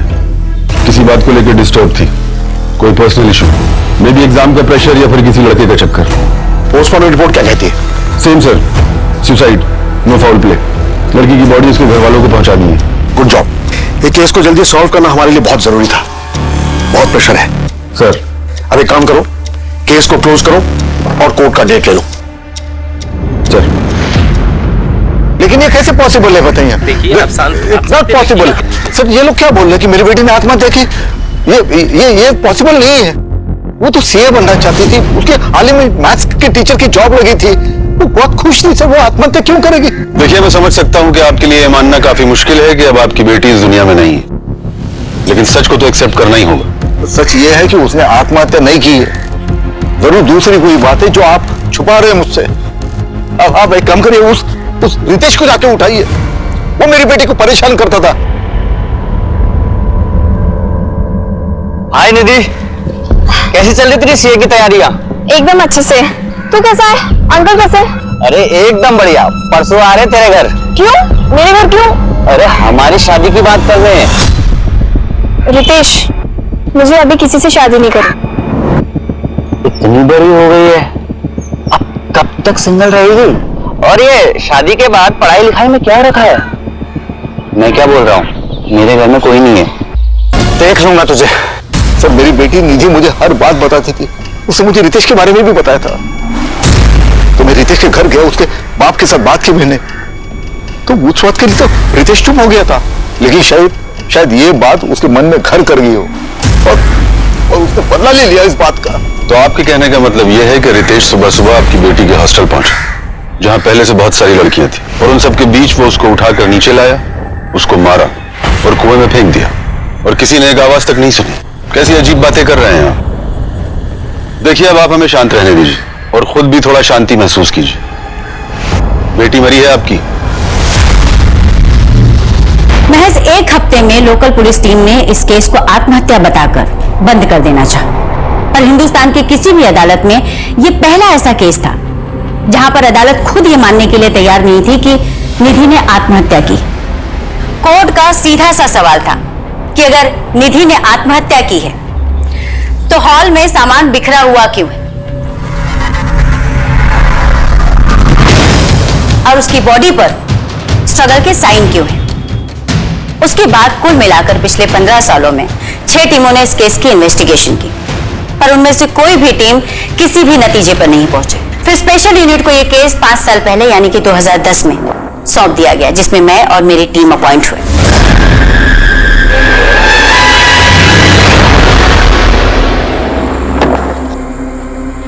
मैम, अब तक 6 टीम ने इस केस को सुसाइड बताया है और सबने रिक्वेस्ट की है कि इस केस को क्लोज कर दिया जाए। लेकिन 7वीं टीम का ऐसा कोई इरादा नहीं है। 19 जन 1995 ये वही दिन है ना जिस दिन कुएं से निधि की डेड बॉडी मिली थी। अगर 1 मिनट के लिए मैं मान भी लेती हूँ कि उसने सुसाइड कमिट किया, तो सुसाइड कमिट करने से पहले वो ये मैथ्स के सम क्यों सॉल्व कर रही थी? मैम, ये रही उसकी डायरी। मैथ्यू, मैं डायरी पढ़ चुकी हूँ। उसकी डायरी के एक भी पेज को देखकर ऐसा नहीं लगता कि वो सैड थी या सुसाइडल टेंडेंसी की थी। हर पेज पर कुछ ना कुछ positive, happy, cute, excited, bright future, bright सोचने वाली लड़की। एक्सेप्ट 16 जन 1995 उसकी डेड बॉडी मिलने के 3 दिन पहले। 3 दिन पहले से उसने डायरी लिखना बंद कर दिया था। आखिर इन 3 दिनों में ऐसा क्या हुआ था जिसने उसके डायरी लिखने के रूटीन को खत्म कर दिया? इस केस को बीते हुए काफी साल हो चुके हैं। हमें फाइल्स और पेपर्स के अलावा मिलेगा क्या? सच जिसको तलाशने के लिए मैं यहाँ आई। मतलब माँ बाप अपने बच्चों को अपने से दूर इसलिए भेजते हैं कि वो पढ़ लिख कर हमसे बेहतर करें जिंदगी में। बेचारी 21 साल की बच्ची थी, और जब आपके बच्चे के साथ ऐसा कुछ हो जाए तो आपकी अंदर तक रूह कांप जाती। और उसके पापा को तो पता तक नहीं कि उनकी बेटी के साथ हुआ क्या। क्या ढूंढना चाहती है आप? और आपके बाकी साथियों ने क्या ढूंढा है? यही ना कि मेरी बेटी का किसी के साथ अफेयर था, वो फिजिकल रिलेशन में थी। हर 2-3 साल के बाद कोई ना कोई आता है और हमारे जख्म खुरेद कर चला जाता है। क्यों?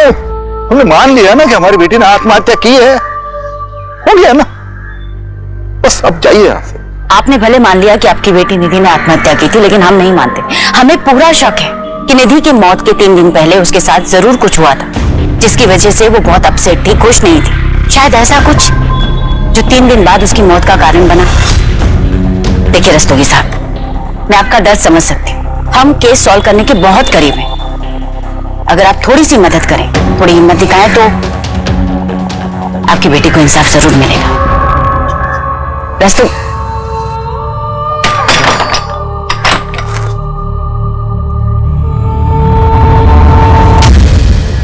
मैम, ये रही निधि की ऑटोप्सी रिपोर्ट।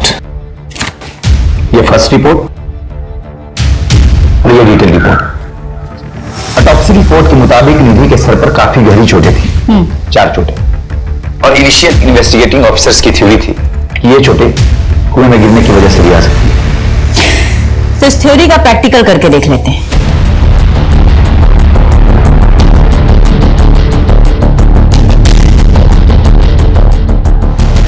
मैनिक्विन लाओ।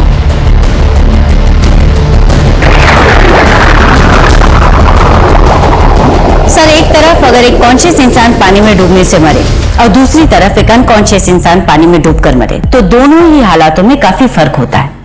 मैं एक्सप्लेन करती हूँ। सर, जब पानी में डूबने की वजह से लंग्स के अंदर पानी भरता है, तो कॉन्शियस इंसान और अनकॉन्शियस इंसान दोनों के सिनेरियो में लंग्स के अंदर अलग अलग टाइप का झाग बनता है। क्योंकि जो कॉन्शियस इंसान होगा उसकी सांसें तेज होंगी, वो छटपटाएगा, बाहर निकलने की कोशिश करेगा, भले ही वो आत्महत्या के इरादे से ही पानी में क्यों ना कूदा। और जो अनकॉन्शियस है वो सीधे डूबकर मर जाए। निधि के लंग्स कंडीशंस को देखकर ये साफ साफ पता चलता है कि पानी में डूबते वक्त वो कॉन्शियस नहीं थी। मतलब ये सुसाइड नहीं, एक्सीडेंट भी तो हो सकता है। पैर फिसल गया हो, चोट लग गई हो और गिर गई हो। एक्सीडेंटली कुएं में गिरने की वजह से अगर किसी को चोट लगेगी तो 1 या 2 बार लगेगी, 4 बार नहीं। अगर 4 बार लगी तो कैसे? सर, इतने सालों बाद उस कुएं या उस हॉस्टल से कुछ भी मिल पाना इम्पॉसिबल था। इसलिए इस केस को सिर्फ लॉजिकल इन्वेस्टिगेशन के अप्रोच से ही सॉल्व किया जा सकता है। इसलिए मैंने और मेरी टीम ने पुरानी रिपोर्ट्स में दी गई जानकारियों के हिसाब से इस केस को रीइमेजिन करने की कोशिश की।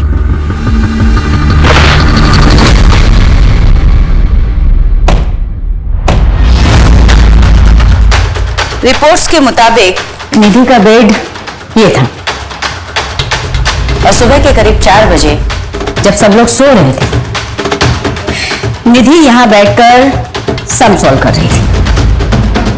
सम सॉल्व करते करते सुबह के करीब 4 बजे उसे प्यास लगी और वो फ्रिज का पानी पीने के लिए नीचे चला।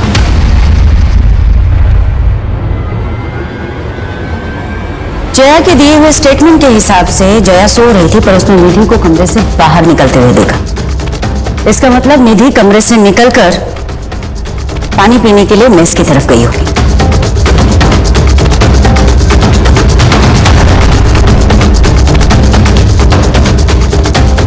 पुलिस फाइलिंग के हिसाब से आज से 15 साल पहले फ्रिज यहां कहीं था, जहां पर उन्हें एक गिरी हुई बोतल भी मिली थी। शायद वही बोतल जिससे निधि ने पानी पिया होगा, जबकि वो पानी पीने के लिए अपने कमरे से सुबह 4 बजे नीचे उतरी, यानी कि 2 घंटे। इन 2 घंटों में उसके साथ क्या हुआ? 1 मिनट के लिए मान लेती हूं कि उसकी हत्या 20 से 30 मिनट में हुई, फिर भी बचे 1.5 घंटे। 1.5 घंटे निधि कहां थी? मैम, रिपोर्ट के मुताबिक नीलिमा इस कमरे में रहा करती थी। नीलिमा इस हॉस्टल की केयर टेकर हुआ करती थी, लेकिन हादसे वाली रात नीलिमा ने न तो कुछ देखा और न ही कुछ सुना। ऐसे लगता है निधि को किसी ने हिप्नोटाइज करके बड़े आराम से सब कुछ करा दिया। क्या हुआ मैडम, कुछ पता चला आपको? इन्वेस्टिगेशन हो रही है, पता भी चल जाएगा। देखिए मैडम, बच्चियां बाहर धूप में खड़ी हैं, आप लोग ऐसे बार बार आ जाते हैं, अच्छा नहीं लगता। अब आपका हो गया ना सब, जाइए और रिपोर्ट फाइल कीजिए। और क्या फाइल करूं रिपोर्ट में? यही कि बच्ची बीमार थी, परेशान थी। तो आप ही हैं जो अभी तक सबको नरेशन देते आए हैं। ये इसका मतलब आप ही का हाथ है मर्डर? अरे मैडम, मर्डर वर्डर कुछ हुआ ही नहीं था, और मुझ पर इल्जाम लगाने से पहले अब सबूत लेकर आई। आपसे पहले भी बहुत टीमें आई, खूब छानबीन की, हीरो बन गए सब लोग। फाइनली केस क्लोज करके चले गए ना, आप भी चली जाएंगी।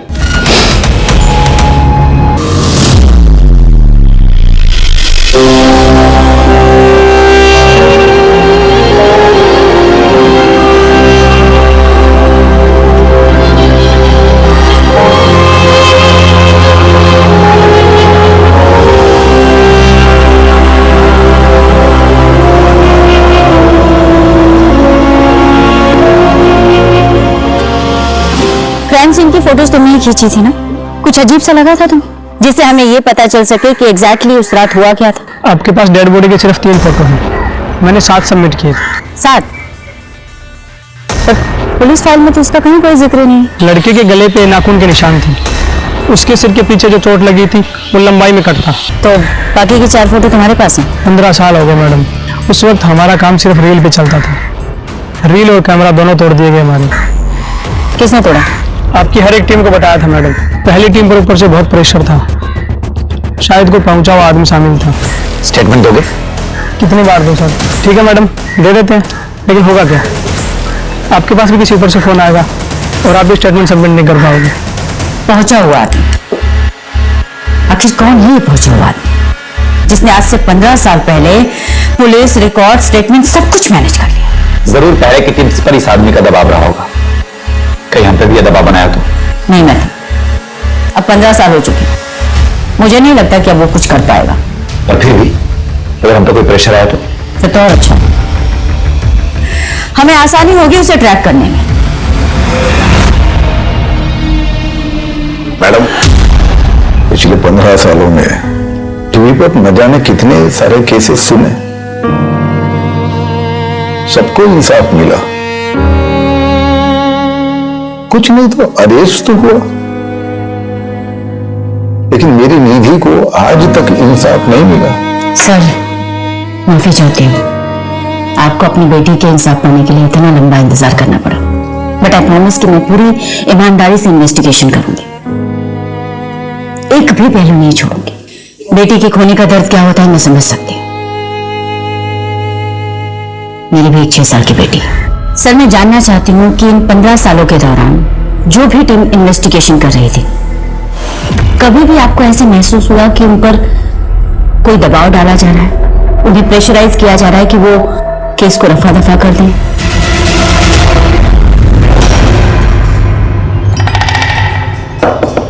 सर, अरे आप मेरे घर पे आ गए, आप पुलिस स्टेशन में आइए। सर प्लीज आप फिर से तहकीकात कीजिए ना। देखिए, मेरी बेटी ने हकमत तो नहीं की है, वो ऐसे कैसे कर सकती है सर? तो आप ही बताइए उसने ऐसा क्यों किया? आपकी लड़की जवान थी, घर से दूर रहती थी, हॉस्टल में, आपकी निगरानी तो थी नहीं इस पर। मतलब क्या आपका?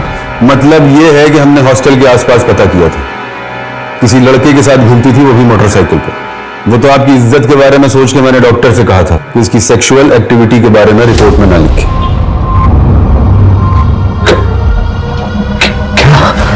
जी हाँ, शारीरिक संबंध थे उसके। आइंदा मत आना, क्योंकि हम ये केस बंद कर चुके हैं। चलो अब जाओ यहां से। देखिए सर, आपको अगर हमें इंसाफ नहीं दिलाना है तो बंद दिलवाइए, लेकिन मेरी बेटी को ये बदला मत कीजिए। आपसे हमें कोई उम्मीद नहीं है।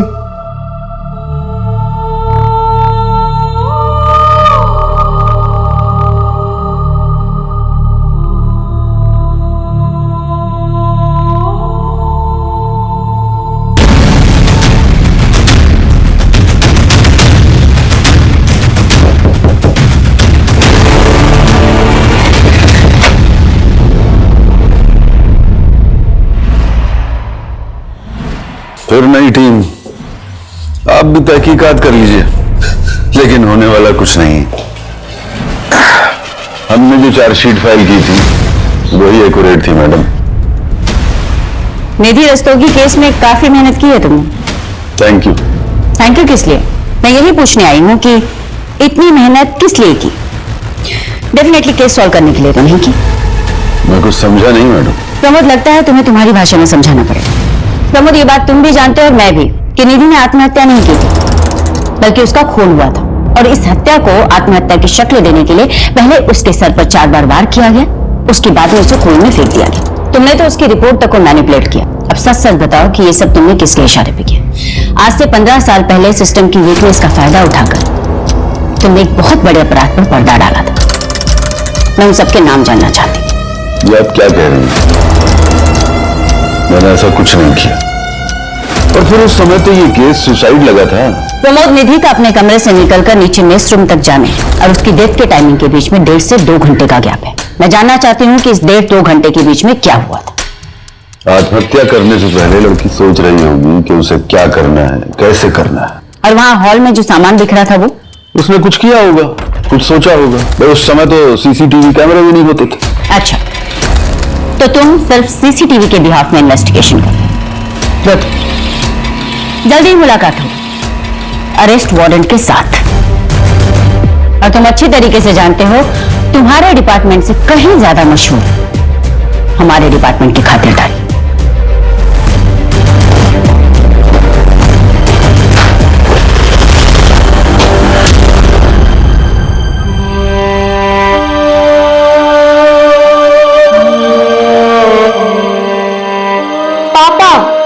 मैंने ये सब सुन के जोड़ जोड़ के ना तंग आ गई हूँ। प्लीज सैंटा को बोलो ना इस बार एक कैलकुलेटर गिफ्ट कर दे। निधि बेटा, ये तुम्हारा कैलकुलेटर। हाँ, इस केस में एक नई ऑफिसर आई है। हाँ, मैं जानता हूँ, कहीं आए कहीं गए, और मैं हर बार उम्मीद लगा लेता हूँ। क्या करूँ बेटा, आगे ही नहीं जा पा रहा हूँ। बस इतना जानना चाहता हूँ कि उस रात को क्या हुआ था, तो मुझे फोन पर क्या बताने वाली थी? पापा,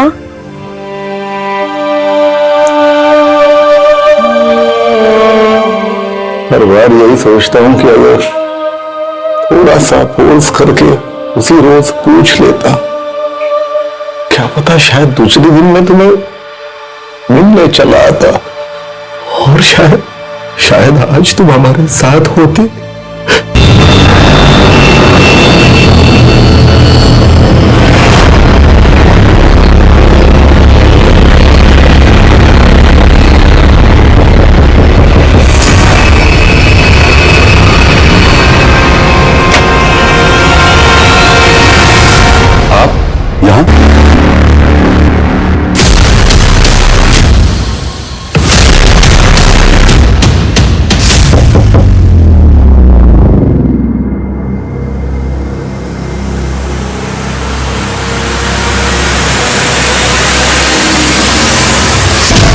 your honour, inspector Pramod Sharma ji को जहर देकर मारा गया था। इंस्पेक्टर प्रमोद शर्मा की टीम इस केस पर काम करने वाली पहली टीम थी, जिन्होंने निधि की डेड बॉडी, उसके कपड़े, उसका रूम अच्छे से देखा और इस केस से जुड़े सारे एविडेंस कलेक्ट किए। बट अनफॉर्चुनेटली इस केस से जुड़ी बहुत सी इंपॉर्टेंट चीजें उन्होंने प्रिजर्व नहीं की, जैसे कि विक्टिम के कपड़े और भी कई सामान। पर कहते हैं योर ऑनर कि बुरा चाहने वाला 100 बुराई क्यों न करे, किसी की एक अच्छाई उन 100 बुराइयों पर भारी पड़ती। योर ऑनर, ये रहा पीयूष नायक का स्टेटमेंट और उसके खींचे हुए फोटोग्राफ्स। योर ऑनर, पीयूष नायक वो फोटोग्राफर है जिसने क्राइम सीन की फोटोग्राफी की थी। योर ऑनर, जो कोई भी बहुत ही पावरफुल और पहुंचा हुआ इंसान है, तभी पुलिस इन्वेस्टिगेशन से लेकर एविडेंस डिस्ट्रॉय करवाने तक हर जगह उसका अच्छा खासा इन्फ्लुएंस है। योर ऑनर, मुझे लगता है इंस्पेक्टर प्रमोद शर्मा जी की हत्या में भी उसी का हाथ हो। जानवी जी, हमें पता चला है कि निधि के साथ आपकी बहुत अच्छे से बनती नहीं, तो 15-20 सालों बाद आप मेरे पास आ गई। आपको पता है मेरे पिताजी मंत्री हैं, वो भी पिछले 25 सालों से। आप गलत जगह हाथ डाल रही हो। आई एम सो सॉरी, हमारे प्रोफेशन का हिस्सा है इंक्वायरी करना, सो वी आर हियर। वैसे आपके पिताजी काफी अच्छी पहुंच रखते हैं, पैसे वाले भी हैं।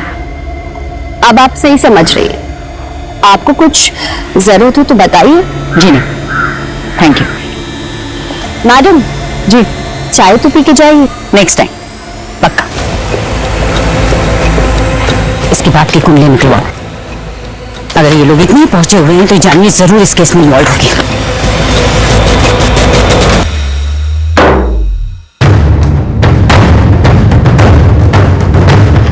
जानवी की बाकी बारे में कुछ पता चला? खबरी नेटवर्क एक्टिव है, बहुत जल्द पता चल जाएगा। कहाँ पता चलेगा मैथ्यू? हम जितनी इन्वेस्टिगेशन करते जा रहे हैं, हर लीड हमें डेड एंड की तरफ लेके जा रही है। हर कोई कहता है कोई पहुंचा हुआ आदमी इन्वॉल्व है, पहुंचा हुआ आदमी इन्वॉल्व है। कौन है ये पहुंचा हुआ आदमी? हमें ये पता कैसे चलेगा? मैं तो 1995 और उसके 2-4 साल आगे पीछे की सभी फाइल, सभी न्यूज़पेपर, सभी मैगजीन्स खंगालो और पता करो कि उस वक्त पंजिम में कौन से ऐसे बड़े लोग थे जो चर्चा का विषय थे या चर्चित थे। ऐसे तो कई सारे नाम मिलेंगे, किस किस से बात करें? करेंगे, सभी से बात करेंगे। मैम, मुझे नहीं लगता कि इस केस में हम लोगों को कुछ मिलने वाला है। नहीं मैथ्यू, कभी कभी बड़े से बड़े ताले को खोलने के लिए एक छोटी सी चाबी की जरूरत होती है। हमें भी बस वो छोटी सी चाबी चाहिए, ताला अपने आप खुलेगा।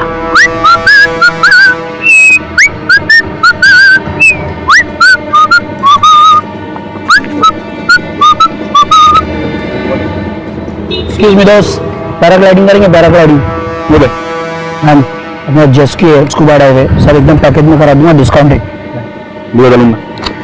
कोई बात नहीं ब्रदर, कोई बात नहीं, एंजॉय एंजॉय।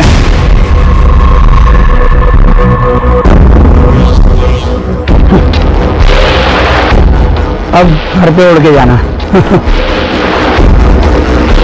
नदीम अहमद पेशे से चोर, लेकिन इस केस में एक बहुत ही इंपॉर्टेंट कैरेक्टर है। भैया चाय देना कुल्हड़ वाली। Thank you.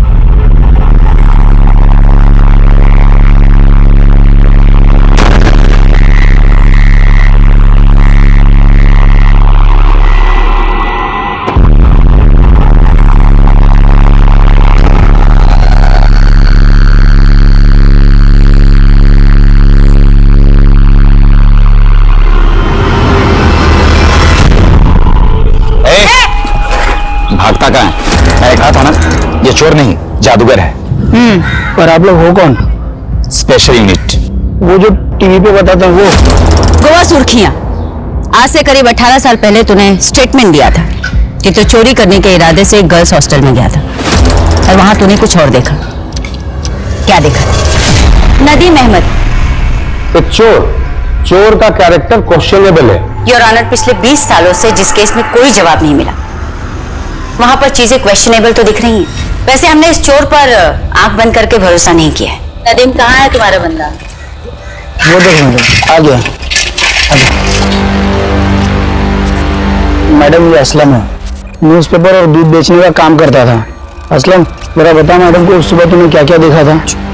गर्ल्स हॉस्टल के अंदर मैम मर्दों का जाना एकदम से मना था, यहाँ तक कि मुझे पैसे देने भी गेट पर ही आते थे। उस रात मैंने देखा कि एक आदमी हॉस्टल के पीछे की तरफ जा रहा था। बहुत अंधेरा था तो ठीक से देख नहीं पाया। मुझे लगा किसी लड़की का किसी लड़के के साथ चक्कर होगा। बाद में मैम मुझे पता चला कि वहां कुएं से किसी की लाश मिली थी। मैम, ये केस तो कहीं और मुड़ गया है। जानवी के पिता की कुंडली भी हाथ लग गई है और जानवी की मां की ये दूसरी शादी है। शादी 15 साल पहले हुई थी और ये आदमी जानवी को गोद लिया हुआ था। असलम और नदीम के दिए स्टेटमेंट के बेस पर हम निधि को इंसाफ नहीं दिला पाएंगे। It will be very difficult. इस मर्डर के पीछे इन दोनों का भी तो हाथ हो सकता है ना। आई डोंट थिंक ऐसे लोगों के बीच ये बड़े नाम इन्वॉल्व क्यों होंगे? इनके साथ तो बहुत आसान होता है ना, इन्हें लॉकअप में डालो, केस बंद। इस केस को सिर्फ इसलिए बंद किया गया है ताकि कॉलेज का नाम न खराब हो और सिक्योरिटी वाले पे सवाल न उठे। निधि जिस कॉलेज में पढ़ती थी और जहां पर पढ़ाती थी वो पणजी के बड़े इंस्टीट्यूट्स में आते हैं और ऐसे इंस्टीट्यूट अक्सर अपने एनुअल डे फंक्शन पर बड़ी हस्तियों को एज ए चीफ गेस्ट बुलाते हैं। पता करते हैं कि पिछले 4-5 सालों में कौन कौन से लोग एज ए चीफ गेस्ट यहां पर आए हैं। 4 साल यानी कि निधि की हत्या के पहले से 1990 से शुरू करते हैं।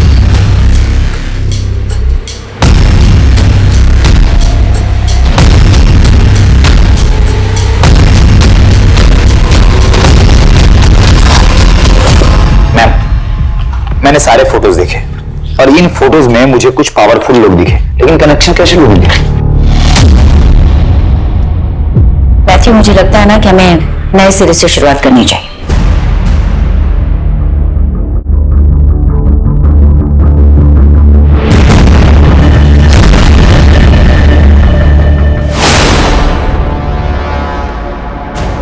मैथ्यू, ये फर्स्ट ऑटोप्सी रिपोर्ट का सिग्नेचर और ये डिटेल ऑटोप्सी रिपोर्ट की signature, there is a little difference.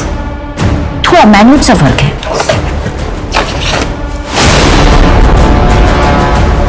आप बिल्कुल सही कह रही हैं। दोनों सिग्नेचर के फ्लो में थोड़ा फर्क दिख रहा है। लगता है किसी दूसरे ने की है इस सिग्नेचर। डॉक्टर शिवदर्शन रेड्डी, मैं sir Jennifer Pereira, special unit officer. Nidhi Rastogi case याद होगा आपको? बराबर याद है। 20 साल से वेट कर रहा हूं, कोई तो आएगा मेरे पास इन्वेस्टिगेशन करते हुए। आजकल जहां टेक्नोलॉजी से लेकर सिक्योरिटी तक सब कुछ इतना एडवांस हो चला है, फिर भी कई केसेस में मैनिपुलेशन होता रहता है। तो इमेजिन कीजिए 20 साल पहले क्या कुछ नहीं होता होगा।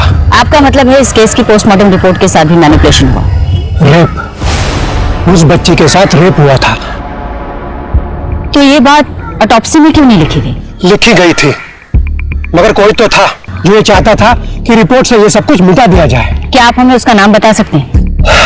जी नहीं, हम पे वो प्रेशर पुलिस टीम के थ्रू डाला जाता था। आपके इन्वेस्टिगेशन ऑफिसर्स इस केस को सुसाइड केस बताकर हमेशा के लिए क्लोज कर देना चाहते थे। क्या आप स्टेटमेंट देंगे? निधि रस्तोगी केस में आप भी इन्वॉल्व थे ना? मैं जानना चाहती हूँ कौन प्रेशराइज करवा रहा था? कौन नहीं करवा रहा था प्रेशराइजमेंट? बस सभी तो लगे हुए थे इस केस को खत्म करने में। मुझे भी धमकियां मिली। 21 साल की बच्ची थी वो। आपने भी तो प्रेशराइज किया था डॉक्टर रेड्डी को, नहीं? उदय जी, आई कैन अंडरस्टैंड। उस समय आपके पास पावर नहीं थी, पर आज मैं आपको पावर दे रही हूँ। आप रिवॉल्व कर सकते हैं। देखिए, एक एक्स गवर्नमेंट ऑफिसर की स्टेटमेंट बहुत मैटर करती है। अगर आप अपनी स्टेटमेंट दे दें तो एक परिवार को जस्टिस मिल जाएगा। नहीं मिलेगा जस्टिस मैडम। मैंने गिल्ड में रिजाइन दे दिया, लेकिन प्रमोद सर के साथ जो हुआ उसके बाद मुझे अपने और अपने परिवार की सिक्योरिटी के बारे में सोचना था। मैं गारंटी देती हूँ आपकी सिक्योरिटी की। 20 साल से एक बाप वेट कर रहा है जिसे पता ही नहीं कि उसकी बेटी के साथ हुआ क्या था, क्या हुआ था उस रात। अगर आप हिम्मत करेंगे तो उस बाप को जस्टिस मिल जाएगा। सॉरी मैडम, मैं सिर्फ इतना ही बोल सकता हूँ कि जो लोग इस केस में इन्वॉल्व है वो इस केस में जस्टिस नहीं होने देंगे।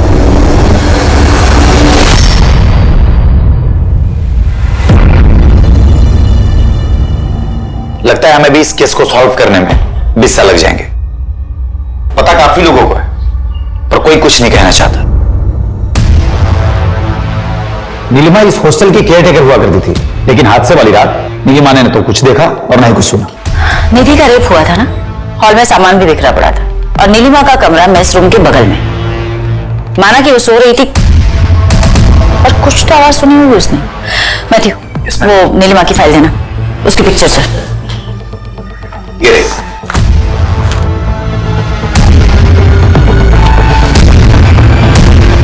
कुछ तो कनेक्शन है। मैम, अगर मैंने स्टेटमेंट दे दिया तो क्या आप मुझे गारंटी देती हैं कि आप निधि को जस्टिस दिलाएंगे और बैकआउट नहीं करेंगे? एसपी साहब, बेहतर होगा आप इज्जत से खुद ही सब बता दें। वैसे हमने होम मिनिस्ट्री में सारी डिटेल्स भिजवा दी है। हमें पता है कि आप वही ऑफिसर हैं जिन्होंने इन्वेस्टिगेशन टीम पर प्रेशर डाला था। केस को क्लोज करो और कोर्ट का डेट ले लो। चल। नदीम हमें सब कुछ बता चुका है, पूरी थ्योरी रेडी है हमारे पास। और वो पीएसआई ऑफिसर जिन्होंने अर्ली रिटायरमेंट ले ली थी आपके प्रेशर की वजह से। अब आप बताएंगे कि आपने ये सब किसके लिए किया या किसके कहने पर किया? मैं उन्हें मना नहीं कर पाया, गुरु माना है मैंने उन्हें। हर इंसान में गलत भावना होती है, लेकिन हमें उसे काबू में रखना है। जब हमारा ध्यान अच्छी बातों में लगाएंगे तब सब कुछ अच्छा होगा। We have to move forward in our life. पीछे मत देखो, जो हुआ अच्छे के लिए होता है। हर इंसान में अच्छा करने की ताकत होती है। पॉजिटिव एनर्जी में जो ताकत है ना, वो किसी और चीज में नहीं। जब आप सोचते हो आई एम द बेस्ट, आप बेस्ट हो जाते हो। तो से with me, I am the best, I am the best, I am the best, I am the best. Donation पहुंच गई।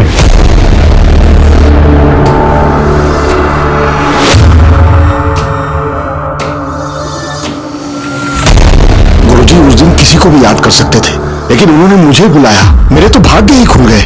मैं उन्हें मना कैसे कर सकता था? 19 जनवरी 1995 निधि ने सुसाइड नहीं किया था, उसका मर्डर हुआ था। और रेप भी। तुम्हें तो पता ही होगा क्योंकि तुम वहां थी। अगर तूने अपना मुंह किसी के सामने खोला ना, तो तेरी बदन की सारी हड्डियां इतनी बार तोड़ूंगी कि डॉक्टर भी गिनते रह जाएगा। जिंदगी में बहुत कुछ पाना चाहती हो तुम। लक्ष्य होना जरूरी है और तुम वहां तक पहुंचोगी भी, लेकिन तुम्हें वहां तक पहुंचने के लिए मेरी जरूरत पड़ेगी। और जब भी तुम्हें मेरी मदद लगे, मेरे घर चले आना, मैं तुम्हारी मदद करूंगा।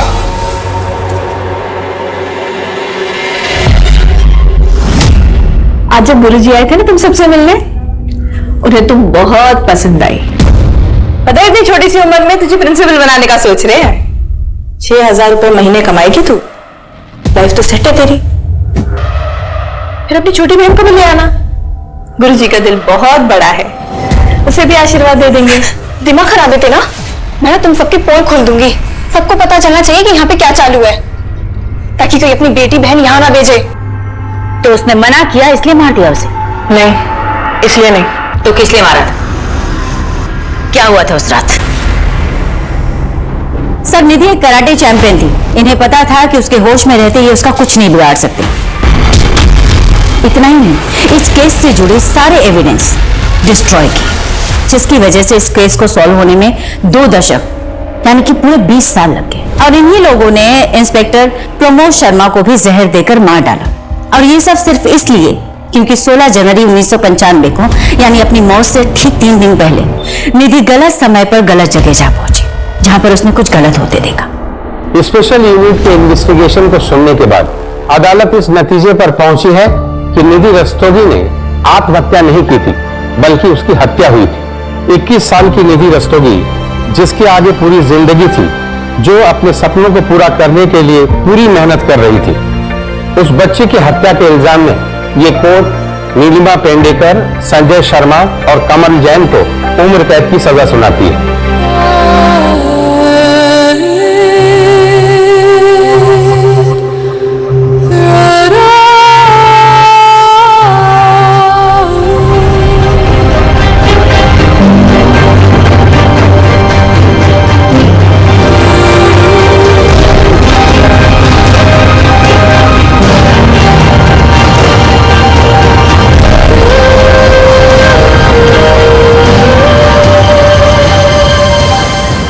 केस में justice was delayed but not denied. 20 साल लगे, लेकिन एक ऑनेस्ट ऑफिसर और उनकी टीम की वजह से एक पिता का लंबा इंतजार खत्म हुआ। तो चलिए, त्वरित इंसाफ की आशा के साथ मैं दिव्यांका त्रिपाठी दहिया आपसे विदा लेती हूँ। फिर मिलूंगी एक नए केस के साथ। तब तक देखते रहिए क्राइम पेट्रोल, सतर्क, वुमेन अगेंस्ट क्राइम, एक औरत पर भार, अब हर औरत का भार। जय हिंद। इस तरह के और भी एपिसोड देखने के लिए हमारे चैनल को सब्सक्राइब करें और बेल आइकन दबाना ना भूलें।